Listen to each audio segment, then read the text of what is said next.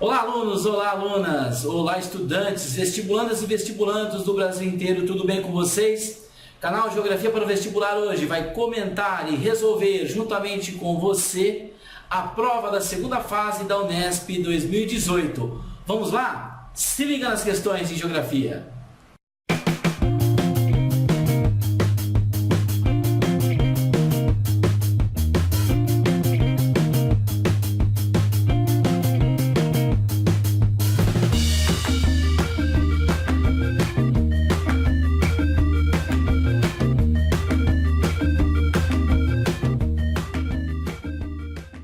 A prova de Geografia contou com aproximadamente 5 questões, sendo que dessas 5 questões tinha uma também de caráter histórico, ou seja, envolvia também conhecimentos históricos. Inclusive, foi a nossa primeira questão, a questão número 4. Ele traz um texto de Francisco de Oliveira chamado A Reconquista da Amazônia, de 1994. Esse texto ele vai tratar de projetos importantes relacionados à região amazônica, em especial para 2 importantes projetos. Um projeto que estava ligado a uma amálgama, olha só uma palavra importante para você, aluno, amálgama, ou seja, essa mistura, essa junção que envolvia a geopolítica e a segurança nacional naquela região. O Exército, então, destaca um projeto para povoar, destaca um projeto para integrar, destaca um projeto para que pudesse, então, atender os interesses dessa região amazônica para o período a qual eles foram instalados. Quais são esses 2 projetos importantes? Ele destaca para você o projeto da Transamazônica e o projeto que está associado também à Zona Franca de Manaus. Então, região norte, região amazônica, região que recebeu investimentos relacionados à Transamazônica e à Zona Franca de Manaus, é óbvio que ele iria te questionar acerca desse assunto, dessa situação. Então, no item A, ele pede, eu alertei vocês nas minhas dicas e comentários, dessa vez ainda a Unesp, ela trouxe item A e item B, só que notem, mesmo com o item A e item B, ela traz num único item vários pedidos, vários questionamentos ao aluno. Atenção! A. Em que período da história foi proposto e iniciado o projeto de construção da Transamazônica? Transamazônica BR-320 foi, então, empreendido, proposto, iniciado em 1972. Se não lembra da data, não tem problema nenhum, mas você precisa lembrar que esse projeto ele ocorreu durante o período da ditadura militar no Brasil. É o primeiro questionamento que ele te dá no item, porque o item faz outro questionamento. Qual a semelhança o texto estabelece entre o projeto de construção da Transamazônica e o projeto de implementação da Zona Franca de Manaus? Muito bem, ambos os projetos tinham uma preocupação importantíssima, a preocupação de promover a integração nacional, tanto do âmbito físico, com a infraestrutura na construção de estradas, como também no âmbito econômico, ou seja, possibilitar, é claro, que a dinamização econômica com a Zona Franca de Manaus e a chegada de indústrias pudesse, então, permitir uma industrialização, abrir o mercado e criar, assim, uma integração econômica.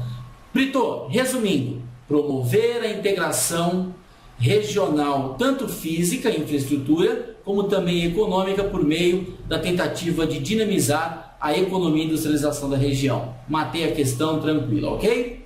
Item B. Qual a justificativa dada pelo governo para a abertura da estrada?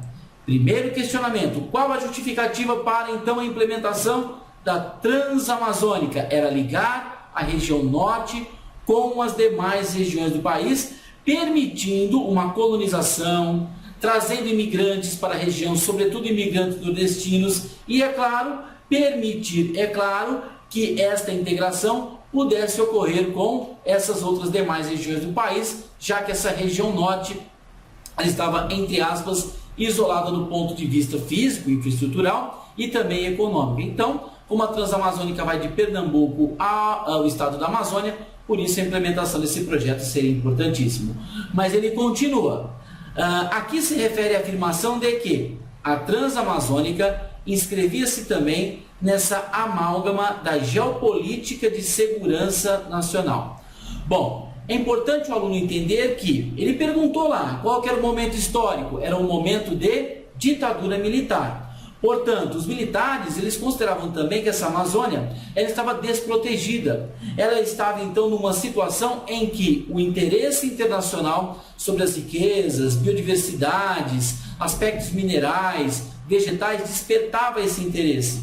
Então, dentro do contexto geopolítico, dentro do contexto de segurança nacional, ao povoar você também estabelecerá normas e também fatores que permitam, então, proteger a Amazônia. Inclusive, nós tínhamos um lema durante a ditadura militar, que era integrar para não entregar. Então, diante desse lema, este projeto da Transamazônica está inserido nessa questão durante o período histórico abordado, ok? No exercício número 5, nós temos uma questão clássica de geografia, que vai tratar para a gente 2 modelos de pirâmide etária, abordando, aluno, olha só, 3 períodos, 1980, 2015 e 2050. Esses 2 modelos, o aluno tem que bater o olho e já tem que falar o seguinte: opa, já estou identificando esse modelo importante aqui, ó. É um modelo de que trata especificamente um modelo aonde eu tenho uma transformação demográfica no modelo 1 e no modelo 2 eu tenho um modelo mais moderno. Inclusive, olha só, hein? Esse modelo 2 é uma pirâmide bem inovadora. É uma pirâmide que a gente normalmente não observa nas questões vestibulares. Okay? Você vai observar isso aqui em países, primeiro, com uma população diminuta e altamente desenvolvida. Vamos lá. Item A. Considerando os diferentes níveis de desenvolvimento socioeconômico, apresente os tipos correspondentes às pirâmides etárias do modelo 1 e modelo 2. Modelo 1, nós temos os países emergentes, países em transição demográfica. Mas, aluno, países emergentes é a palavra-chave. Não é um país subdesenvolvido, não, porque ele tem mudanças visíveis. Modelo 2, país desenvolvido. Emergente e desenvolvido. Ok? Redação, Brito, desse tipo de questão. O modelo 1 aborda países emergentes. Ponto. O modelo 2 aborda países desenvolvidos. Ponto. Ok? B. Cite uma causa comum aos países do modelo 1 para a mudança do número de jovens entre 2015 e 2050. Ele quer um período. Ele pede para você esquecer 1980. Então, jovens, eu preciso analisar a base da minha pirâmide. Resultado, ele pergunta o quê? Uma causa comum nos países do modelo 1 em relação ao número de jovens. Causa, diminuição da natalidade, diminuição da taxa de fecundidade, que promoveu a redução do número de jovens. Ele continua, apresente uma consequência da alteração na proporção de idosos nos países do modelo 2 no período entre 1980 e 2015. Então ele pede para você esquecer 2050. Os idosos eles têm uma tendência a aumentar nesse período. Resultado, você vai notar que de fato, com isso você tem uma redução da população economicamente ativa, você tem maiores custos com a previdência social, você tem maiores custos com a medicina geriátrica, você tem maiores custos com a assistência social ao idoso. Então, essas são as consequências importantes, ok? Questão número 6, ele traz um mapa do estado de São Paulo de suscetibilidade à erosão. Conceito de erosão, remoção do solo. Remoção do solo causado basicamente por 4 fatores. Fatores naturais, geologia, solo, relevo, clima, vegetação e o fator relacionado à ação antrópica. Ok? Ele vai perguntar no item A, cite 2 fatores naturais. Queridos, não é 3, não é 1, é 2. São 2 fatores naturais do Oeste Paulista que condiciona o seu grau de suscetibilidade à erosão. Então, retira a ação antrópica, eu não posso citar. Então, eu tenho 3. Primeiro, nesta região eu tenho solo arenito-basáltico, de origem vulcânica, juntamente com a declividade dos planaltos e serras, aumentam os processos erosivos. Clima tropical, com chuvas concentradas no verão, que promovem enxurradas. Terceiro fator, a cobertura vegetal, o desmatamento, a falta dessa mata tropical atlântica, ela influencia então na exposição desse solo, que juntamente com o clima e com o relevo, faz com que as enxurradas potencialize a atividade erosiva nessa área. No item B, o aluno precisa comandar importantes termos no seu vocabulário. Os processos erosivos podem ser minimizados ou controlados com a aplicação de práticas conservacionistas. O que é uma prática conservacionista? É aquela que busca, que opta pela sustentabilidade. Dentre as práticas, cite uma de caráter edáfico e outra de caráter mecânico. O que é um caráter edáfico? São aqueles que alteram as características do solo, ou melhor, do sistema de cultivo, fazendo com que esse solo se torne mais fértil, garantindo a fertilidade dele. Como, por exemplo, redução das queimadas, como, por exemplo, adubação ou calagem. Então, redução das queimadas, adubação e calagem. Depois ele pede só uma, de caráter mecânico. É aquele que você vai alterar artificialmente a estrutura existente para que você permita o plantio em determinadas áreas, para que essa terra, para que a sua disposição possa então atenuar este escoamento das águas. Como que eu posso fazer isso?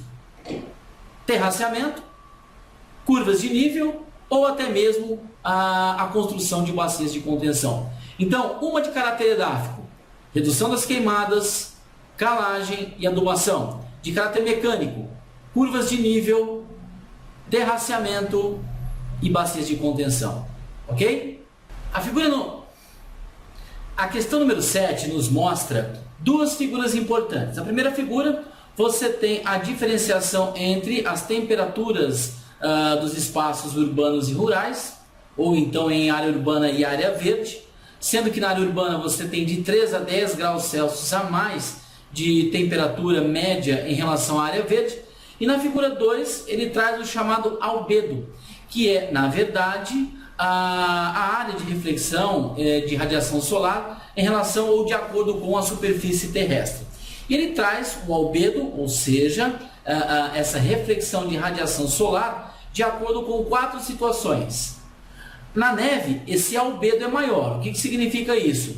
Que o índice de reflexão da radiação solar ele é muito maior, é uma área branca, então é quase que perfeito os raios solares refletidos nessas áreas. O albedo na grama ele é em torno de 25%, 0,25%. No entanto, nas áreas de pavimento escuro, de telhado escuro, essa absorção ela é muito maior. Então, se não há essa reflexão, isso significa o quê? Que nessas áreas, então, eu tenho uma maior temperatura que vai justificar o fenômeno representado, então, na figura 1. É justamente o que ele vai perguntar para você no item A.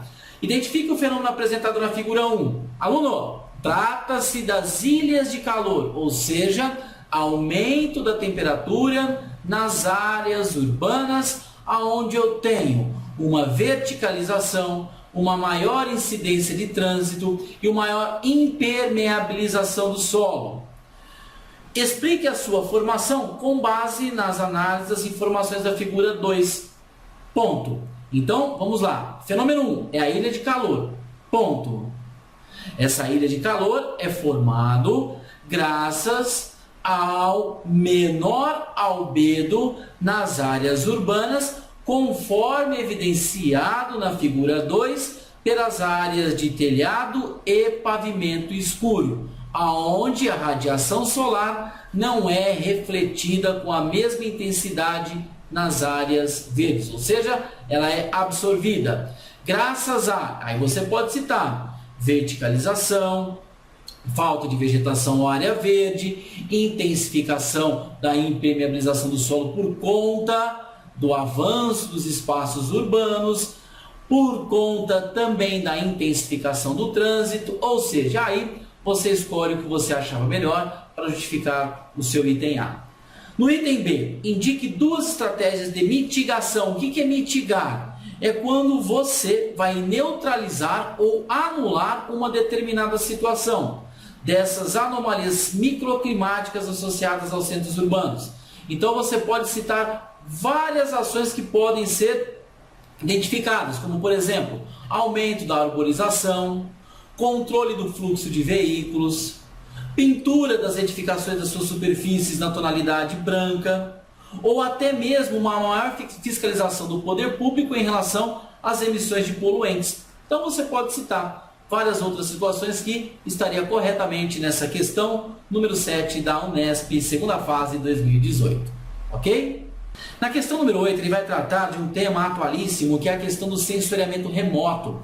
É uma técnica utilizada que permite a obtenção de informações por meio de objetos, áreas ou fenômenos localizados na superfície terrestre. Só que é uma nova tecnologia. Ela tem uma maior precisão na obtenção dessas informações. E essa figura, ela vai nos evidenciar justamente essa obtenção através de técnicas adequadas às novas tecnologias, que permite a captação por meio de sensores ópticos orbitais instalados com satélites. No item A, ele vai perguntar ao aluno: considerando a fonte de emissão de energia, especifique o tipo de sensor representado na figura e descreva o seu funcionamento. Você tem dois tipos de sensores: o sensor ativo ou o sensor passivo. Neste caso específico, está sendo representado um sensor passivo. Muito bem, como é que funciona um sistema através da obtenção, através desse sensor, quando eu o caracterizo como um sensor passivo? Então vamos lá. Esse tipo de sensor, você vai obter, esse sensor remoto, você vai obter informações a partir da captação da imagem que é refletida pela iluminação solar. Então a iluminação solar, ela reflete sobre o objeto e esse sensor vai captar as informações quando esta energia solar reflete sobre uma determinada imagem. Por isso que ele é considerado então passivo. No item B, mencione duas aplicações dos produtos derivados do sensoriamento remoto. E aí você tem várias aplicações. Ele pede duas, não vai colocar três, não vai colocar quatro, nenhuma, coloca duas. Como, por exemplo, o uso e ocupação do solo urbano ou agropecuário, como, por exemplo, acompanhar os processos de desmatamento, como, por exemplo, acompanhar os processos erosivos, ou então o assoreamento de um rio, ou então a estimativa de uma colheita, e dentre outras aplicações que nós podemos utilizar, seja no espaço urbano ou no espaço rural. De um modo geral, a segunda fase da Unesp em Geografia ela foi considerada difícil, ok? Difícil. Você tinha questões onde o aluno tinha que dominar conceitos, um amplo vocabulário, está atualizado com os principais temas associados à geografia, demografia, sensoriamento remoto, cartografia, associado, por exemplo, a questões dos impactos ambientais, associado à ocupação do espaço brasileiro. Então, sim, o aluno tinha que dominar não só a habilidade conceitual, a interpretação, a habilidade de escrever bem aquilo que a prova exigia desse aluno. No mais, tenho certeza que, se você se preparou e estudou durante o ano todo para a Unesp, você com certeza vai obter uma boa nota também para a sua prova e, é claro, ingressar na minha universidade, na Unesp. Ok? Gostou do vídeo? Dá um like aqui. É inscrito no nosso canal? Não? Então se inscreva para você continuar recebendo resoluções, comentários, aulas e dicas importantes de geografia para o vestibular. Valeu!